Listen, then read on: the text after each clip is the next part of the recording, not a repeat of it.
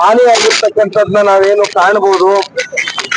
ಅದರಲ್ಲೂ ಕಲಬುರಗಿ ಜಿಲ್ಲೆಯಲ್ಲಿ 1,05,000 ಹೆಕ್ಟರ್ ಕೃಷಿ ಪ್ರದೇಶದ ಜಮೀನು ಸಂಪೂರ್ಣವಾಗಿ ಹಾನಿಯಾಗಿದೆ. ಅದರಲ್ಲಿ ಹತ್ತತ್ರ 58,000 ಹೆಕ್ಟರ್ ಪ್ರದೇಶ ತೊಗರಿ ಬೆಳೀತಕ್ಕಂಥ ರೈತರು ಈ ಭಾಗದಲ್ಲಿ, ಮತ್ತೆ ಉದ್ದು, ಹೆಸರು, ಮತ್ತೆ ಹತ್ತಿ, ಸೋಯಾಬೀನ್ ಇವೆಲ್ಲ ಸೇರಿದಂತೆ ಸಾಕಷ್ಟು ದೊಡ್ಡ ಮಟ್ಟದಲ್ಲಿ ಈ ಬಾರಿ ಪ್ರತಿ ವರ್ಷಕ್ಕೂ ನೀವು ಲೆಕ್ಕಾಚಾರ ಮಾಡ್ತಕ್ಕಂಥದ್ದಾದ್ರೆ ಈ ವರ್ಷ 50%ಗೂ ಹೆಚ್ಚು ಶೇಕಡ ದೊಡ್ಡ ಮಟ್ಟದಲ್ಲಿ ಇವತ್ತು ಮುಂಗಾರಿನ ಮಳೆ ಒಂದ್ ಕಡೆ ಕೃಷಿ ಪ್ರದೇಶಗಳು ಹಾನಿಯಾಗಿರ್ತಕ್ಕಂಥದ್ದು, ಜೊತೆಯಲ್ಲಿ ಜಾನುವಾರುಗಳು ಕೂಡ ಸಾವನ್ನಪ್ಪಿರ್ತಕ್ಕಂಥದ್ದು ಕೂಡ ಕಾಣ್ತಾ ಇದ್ದೇವೆ. ಅಷ್ಟೇ ಅಲ್ಲ, ರಸ್ತೆಗಳು ಜೊತೆಯಲ್ಲಿ ವಿದ್ಯುತ್ನ ಕಂಬ ಪಾಸ್ತಿಗಳಲ್ಲೂ ಕೂಡ ಸಾಕಷ್ಟು ಹಾನಿ ಉಂಟಾಗಿದೆ. ಜೊತೆಯಲ್ಲಿ ನಾನು ಬರಬೇಕಾದ್ರೆ ಒಂದು ಪತ್ರಿಕೆಯಲ್ಲಿ ಓದ್ತಾ ಇದ್ದೆ, ಕಲಬುರಗಿನಲ್ಲಿ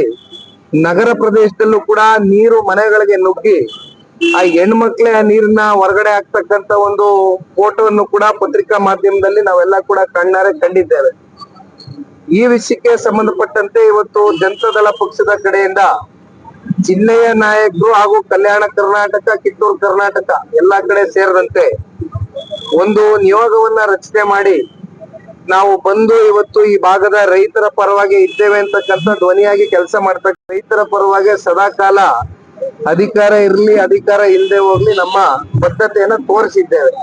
ಹಾಗಾಗಿ ಇವತ್ತು ವಿಶೇಷವಾಗಿ ನಾನು ನಮ್ಮ ಈ ಭಾಗದ ಜಿಲ್ಲಾಧ್ಯಕ್ಷರ ಆದಿಯಾಗಿ ಇಲ್ಲಿರ್ತಕ್ಕಂಥ ಎಲ್ಲ ನಾಯಕರು, ಕಾರ್ಯಕರ್ತರು, ಮುಖಂಡರುಗಳಿಗೆ ಮನವಿಯನ್ನ ಮಾಡಿದ್ದು APMC ಯಾರ್ಡ್ಗೆ ಮೊದಲನೇ ಭೇಟಿಯನ್ನ ಕೊಡುವ ಮೂಲಕ ಇಲ್ಲಿ ರೈತರ ನಿಜವಾದ ಈ ಕಷ್ಟದ ಪರಿಸ್ಥಿತಿಗಳು ಏನ್ ಎದುರು ನೋಡ್ತಾ ಇದ್ದಾರೆ ಈ ಒಂದು ಹಿನ್ನೆಲೆಯಲ್ಲಿ ಅಂತಕ್ಕಂಥದ್ನ ಒಂದು ನಮಗೂ ಕೂಡ ತಿಳುವಳಿಕೆ ಮೂಡಬೇಕಾಗಿದೆ. ಇದರಿಂದ ರಾಜ್ಯ ಸರ್ಕಾರಕ್ಕೆ ಮತ್ತು ಕೇಂದ್ರ ಸರ್ಕಾರಕ್ಕೆ ನಮ್ಮ ಕಡೆಯಿಂದ ಇವತ್ತು ರೈತರು ಈ ಸಂಕಷ್ಟದಿಂದ ಹೊರಗಡೆ ಬರ್ತಕ್ಕಂಥದಕ್ಕೆ ನಾವು ಯಾವ ರೀತಿ ರೈತರ ಜೊತೆ ಕೈ ಜೋಡಿಸಬಹುದು ಅಂತಕ್ಕಂಥದ್ದು ಇವತ್ತು APMC ಯಾರ್ಡ್ನಲ್ಲಿ ಇವತ್ತು ಚರ್ಚೆ ಮಾಡ್ತಕ್ಕಂಥದಕ್ಕೆ ಇವತ್ತು ಬಂದಿದ್ದೇವೆ.